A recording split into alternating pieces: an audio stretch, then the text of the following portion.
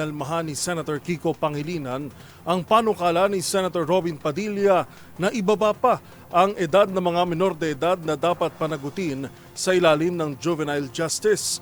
Binabulaanan din ni Pangilinan ang misconception sa nilikha nitong batas na di umano'y exempted sa anumang parusa ang mga batang gagawa ng krimen. Nagbabalik si Raymond Dadpaas.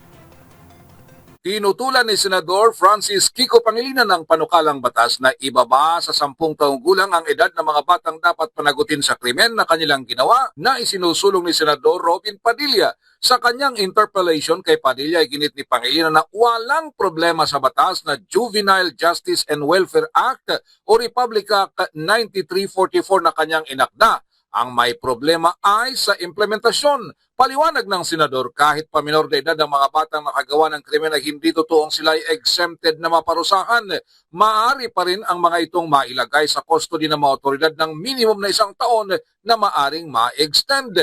Iginit ni Pangilinan na mali ang interpretasyon na alam ng mga bata na hindi sila maparurusahan kaya ginawa ang krimen. Ibinigay na halimbawa ang magwad killing na nangyari noong 2021 sa North Cotabato. Kahit na minor de edad, ang mga suspect ay nilitis ang mga ito bilang nasa hustong gulang at nahatulan ng 30 taong pagkakulong. Dapat lang mabigyan ng hustisya ang mga biktima ng karumal-dumal na krimen na galing sa menor de edad.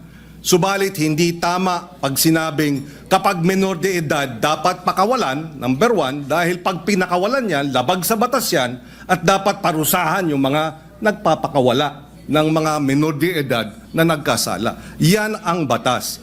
Iba ang batas, iba naman ang implementasyon. Para kay Pangilinan, maling-mali na ang mga bata na sinasabing ginagamit ang mga sindikato ang parusahan. Ang dapat gawin ay habulin ng mga sindikato at sila ang parusahan sa halip na pagtuunan ng pansin ang mga bata. Nagamit na nga sila, parurusahan pa. Ito'y madaling sabihin. Parusahan yung bata, ginagamit ng mga sindikato. Bakit hindi habulin yung mga sindikato? Kasi mas madaling parusahan yung bata. Mahirap parusahan yung mga sindikato. Dahil yun makapangyarihan. Yung bata, vulnerable. Ginamit na ng mga sindikato, exploited na, biktima na, dahil ginagamit at kinakasangkapan, at mabibiktima ulit ng Estado dahil kailangan silang parusahan at ikulong. Paliwanag naman ni Padilla, wala siyang nakikitang mali sa Juvenile Justice and Welfare Act, ngunit kailangan nilang mag-adjust sa panahon at ang mga karumal-dumal na krimen lamang na ginawa ng mga menor de edad, ang babaan ng edad 10 ang maparusahan. Para sa MBC TV Network News, ito si Raymond Dadpaas ng DZRH, una sa Pilipinas, una sa Pilipino.